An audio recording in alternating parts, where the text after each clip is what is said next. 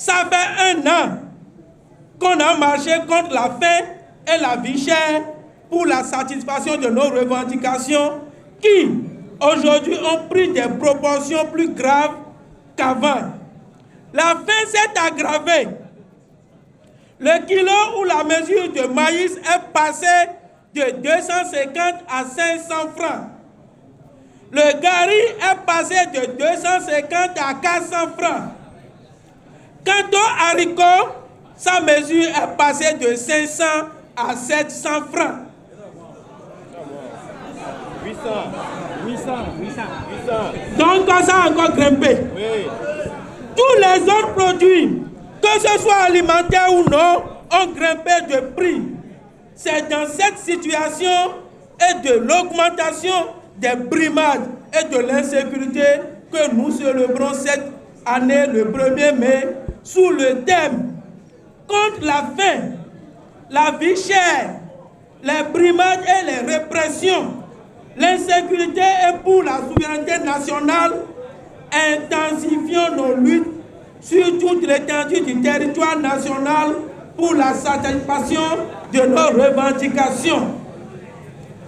À la fin, la vie chère, la précarité de l'emploi, le chômage, les difficiles conditions de vie et de travail dans la fonction publique, la sauvage exploitation des ouvriers, notamment du BTP, dans le secteur privé, etc., se sont ajoutés les déguerpissements des abords des voies sans relogement, la fermeture des sociétés publiques et privées par l'État comme Sucobé, la Sobemap, la fermeture de la frontière du Niger avec comme conséquence la chute des transporteurs, conducteurs, la fermeture du port autonome de Cotonou qui a laissé des milliers de travailleurs en chômage, la fermeture des petites frontières par des grosses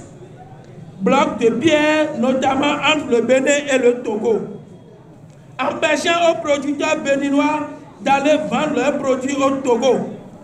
Les derniers événements catastrophiques dans le pays a connu sont l'expropriation sauvage des propriétaires à Cotonou et à Calavi et la répression des usagers de la route, notamment sur le port de casque et les autres infractions. Dans la fonction publique, la suspension de la dotation en carburant au cadre de l'administration publique. La mise à la retraite d'office injustifiée des agents de la police républicaine, des eaux et forêts et de la douane et des militaires a été un événement inédit, extraordinaire, inacceptable, qui a engagé des conséquences sociales incalculables. Heureusement, avec l'éveil des travailleurs et de la jeunesse, on assiste à une résistance qui mettra fin aux brimades, à l'exploitation et à la misère des travailleurs et des peuples de notre pays.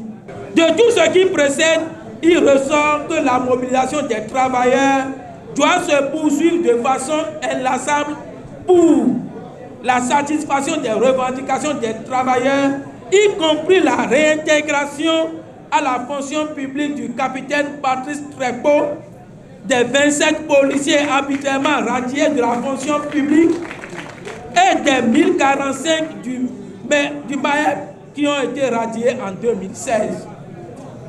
Le dédommagement des travailleurs qui ont subi de préjudices tels que les 305 enseignants et les 175 AME arbitrairement radiés réintégrés. Le dédommagement des transporteurs et des travailleurs qui ont subi assez de préjudices à cause de la fermeture de la frontière du Niger avec le coup d'État militaire du Niger. La CSTB félicite tous les travailleurs du secteur public, du secteur privé et du secteur informel pour toutes les luttes qu'ils mènent pour la satisfaction de leurs revendications. Les travailleurs salariés doivent exiger une revalorisation substantielle de leur salaire et ceux des retraités de la fonction publique qui est de 2,4%.